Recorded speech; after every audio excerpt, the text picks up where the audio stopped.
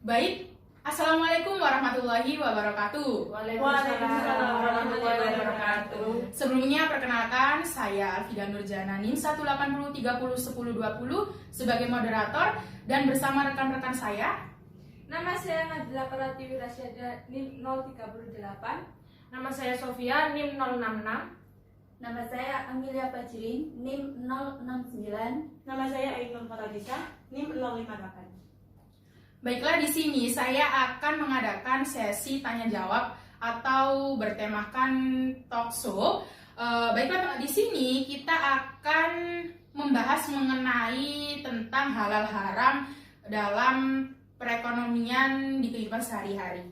Baiklah, mari kita mulai saja perbincangan kali ini, teman-teman.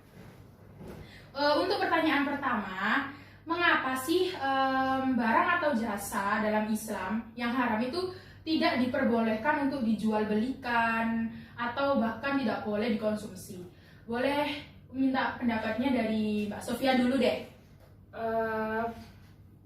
Kalau kita membahas barang haram itu udah biasa ya, maksudnya udah sering dibahas, dan sebenarnya orang-orang itu pernah melakukan tindakan itu, cuman tetap dilakukan, padahal mereka sudah tahu kalau tindakan perbuatan haram itu dilarang sama Allah dan itu mendapatkan dosa. Islam mengharamkan produksi karena dapat merugikan pihak lain dan tidak memberi manfaat bagi orang lain. Dan sebenarnya kalau kita tidak mementingkan kepentingan orang lain itu tidak boleh. Seharusnya kita harus mementingkan kepentingan orang lain. Sudah. Iya, Mbak Amelia, ada tambahan? Benar, menurut Mbak Sofia, halal dalam Islam itu jika mendatangkan kemaslahatan, dan sebaliknya jika barang haram akan mendatangkan kemudaratan. Sebagai contoh, penjual bakso mencampurkan adonan dengan daging babi. Nah, itu termasuk perbuatan haram karena mendatangkan kemudaratan, dan penjual ini melakukan dengan mendapatkan untungnya banyak dan modal yang sedikit. Jadi apa yang dikatakan Mbak Amil itu adalah contoh kasus yang berada di sekitar masyarakat.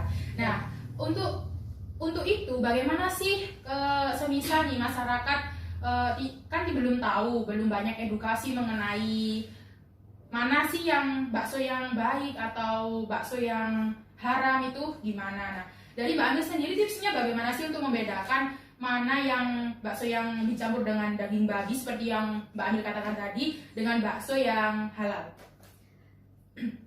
Dari saya, ketika membeli bakso dan memakannya, kita mengucapkan bismillah terlebih dahulu, atau paling tidak menyaksikan proses pembuatan bakso.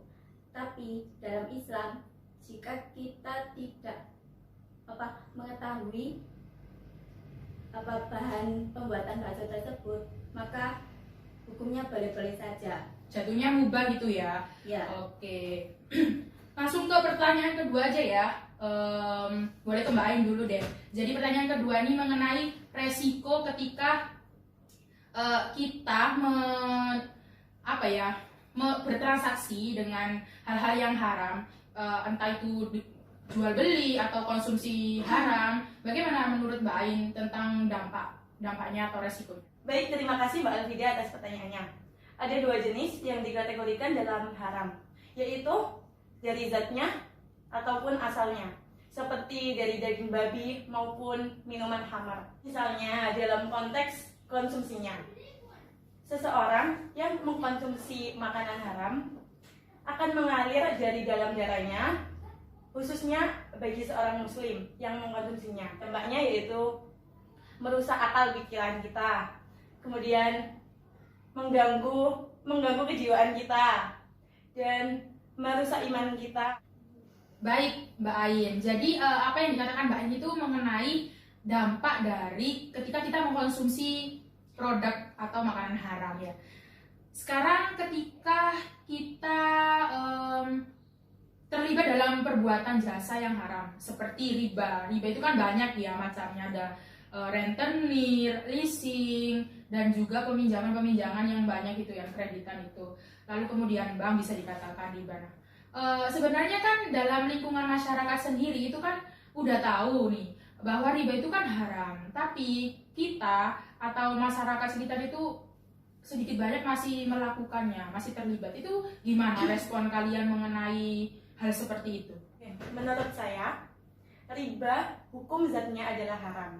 Di mana dalam Al-Quran dijelaskan dalam surat Al-Baqarah ayat 275 bahwa orang yang memakan harta atau riba itu adalah seperti orang yang memasukkan atau kesurupan syaitan. Seperti itu.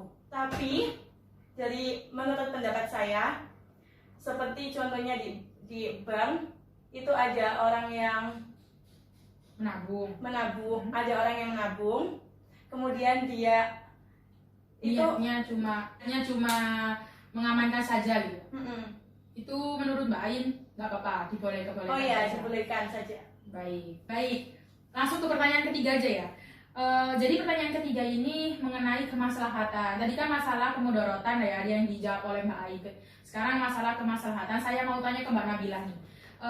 Ketika kita meninggalkan yang haram dan mengajak pada atau melakukan yang halal, entah itu masalah mengkonsumsi yang halal atau jual beli yang halal, apa sih dampak atau kemaslahatan bagi diri kita sendiri atau bagi masyarakat sekitar? Baik, terima kasih Mbak Alvida atas pertanyaannya. Menurut saya adalah perbuatan orang yang meninggalkan perbuatan dosa atau perbuatan haram itu adalah bisa dikatakan orang tersebut itu mendapatkan pahala, karena mereka itu meninggalkan dosa dan mengajak dirinya itu mendapatkan pahala dalam kebaikan.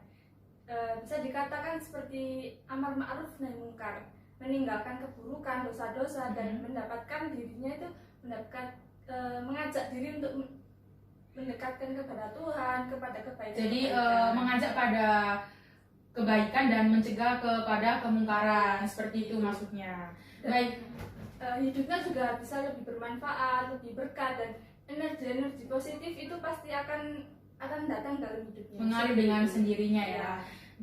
Lalu kemudian semisal kita masuk pada kasusnya nih, ketika kita menemui seorang pelanggan, ini yang dalam konteks amar ma'ruf nahi mungkar ya Mbak Nabila.